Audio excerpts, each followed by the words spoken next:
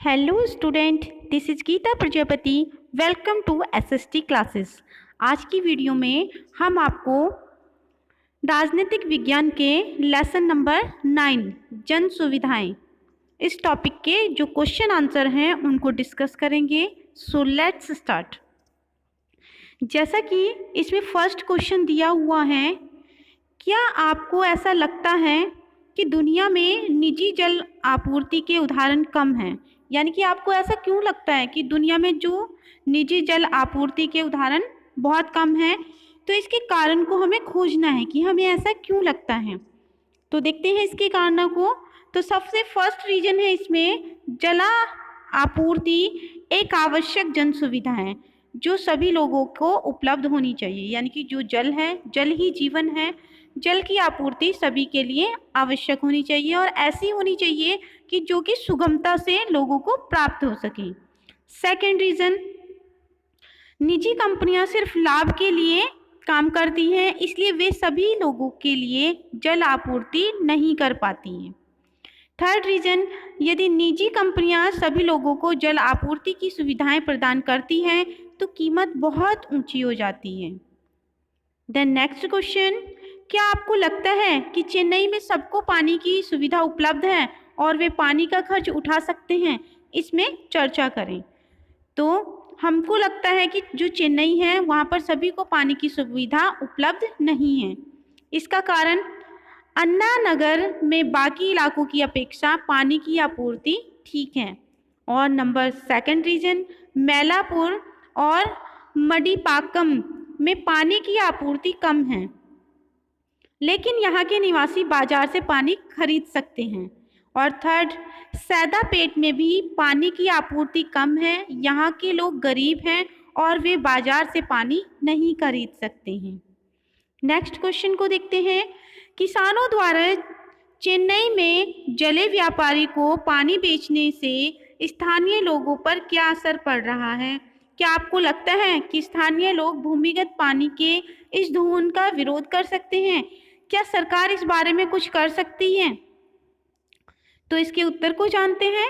स्थानीय लोगों को पानी के लिए तथा सिंचाई के लिए कम जल प्राप्त हो रहा है। यानी कि जो वहाँ के लोग हैं तो उन्हें पीने के लिए और सिंचाई के लिए बहुत कम जल प्राप्त हो रहा है और स्थानीय लोगों को भूमिगत पानी के इस दोहन का विरोध करना चाहिए, क्योंकि वो क्या कर रहे हैं, जल को बेच रहे हैं। तो इसका क्या करना चाहिए, लोगों को विरोध करना चाहिए। हाँ, सरकार जल व्यापारियों और जल बिक्री कर रहे किसानों दोनों के खिलाफ कदम उठा सकती है। नेक्स्ट क्वेश्चन, ऐसा क्यों है कि ज़्यादातर निजी अस्पताल और निजी स्कूल कस्बों या ग्रामीण इलाकों की बजाय बड़े शहरों में ही हैं? आपने अक्सर देखा होगा कि जो बड़े स्कूल होते हैं, निजी स्कूल होते हैं, वो बड़े शहरों में ही होते हैं। तो इसका रीज़न क्या है? तो इसके रीजन को देखते हैं। शहरों में धनी लोग ऊंची फीस तथा अन्य खर्च वहन करने में समर्थ होते हैं और कस्बों या ग्रामीण इलाकों में शिक्षा और स्वास्थ्य पर अधिक खर्च नहीं किया जाता है। कस्बों या ग्रामीण क्षेत्रों में सुविधाओं व सुरक्षा की कमी है और कस्बों या ग्रामीण क्षेत्रों में धनी लोग कम लाभ के डर से अस्पताल व स्कूल नहीं खोल पाते हैं, क्योंकि जो कस्बे या ग्रामीण क्षेत्र होते हैं वहाँ पे लोग धनी कम होते हैं, तो वह वहाँ पर स्कूल या अस्पताल नहीं खोल सकते हैं, क्योंकि उनको पता है कि यहाँ का इलाका कैसा है, तो वह उसी के हिसाब से स्कूल खोलते हैं। और जो बड़े हॉस्पिटल या आपको स्कूल देखने के लिए मिलेंगे वो अधिकतर शहरों की ओर ही होते हैं, लेकिन आजकल तो ग्रामीण में भी यह सुविधा उपलब्ध होने लगी है। क्या आपको लगता है कि हमारे देश में जन सुविधाओं कर वितरण पर्याप्त और निष्पक्ष है? अपनी बात के समर्थन में एक उदाहरण दीजिए। तो उत्तर को देखते हैं। हमारे देश में जन सुविधाओं का जो वितरण है ना तो पर्याप्त है और ना ही निष्पक्ष है। उदाहरण के लिए चेन्नई का उदाहरण जो आपकी बुक में भी दिया हुआ है। चेन्नई की झुग्गी बस्ती में ना तो शौचालय है और ना ही हर झुग्गी में पानी की व्यवस्था है। 30 झुग्गियों के लिए एक नल लगा है जिसमें रोज 20 मिनट पानी आता है, जबकि चेन्नई के अन्ना नगर में सरकारी अफसर रहते हैं, वहाँ 24 घंटे पानी की आपूर्ति होती है। तो इस तरह से हम कह सकते हैं कि हमारे देश में जो जन सुविधाओं का वितरण है ना तो पर्याप्त है और ना ही निष्पक्ष है। नेक्स्ट क्वेश्चन को ये आपको खुद से करना है कि आपके इलाके में पानी, बिजली आदि कुछ सुविधाओं को देखना है और उसमें क्या सुधार की गुंजाइश है, अपनी राय से आपको क्या किया जाना चाहिए इसमें तालिका में भरना है। जैसे पानी है, क्या आपके यहाँ पर उपलब्ध है? हाँ तो हाँ लिखेंगे। इसमें सुधार लाया जा सकता है, अगर सुधार की आवश्यकता है तो आप लिख सकते हैं, अगर नहीं तो नहीं। ऐसे ही बिजली, सड़क और सार्वजनिक परिवहन के बारे में आपको इसमें लिखना है। नेक्स्ट है, क्या आपके इलाके में सभी लोग उपरोक्त जन सुविधाओं का समान रूप से इस्तेमाल करते हैं? विस्तार से बताना है। आपको अपने इलाके में देखना है कि जो जन सुविधाएं हैं, पानी, बिजली, इन चीज़ों का समान रूप से इस्तेमाल हो रहा है, तो उसको आपको अपने इलाके में देखकर स्वयं से उत्तर लिखना है। नेक्स्ट क्वेश्चन को देखते हैं। जनगणना के साथ साथ कुछ जन सुविधाओं के बारे में भी आंकड़े इकट्ठे किए जाते हैं। अपने शिक्षक के साथ चर्चा करें कि जनगणना का काम कब और किस तरह किया जाता है। तो जनगणना के बारे में जानते हैं।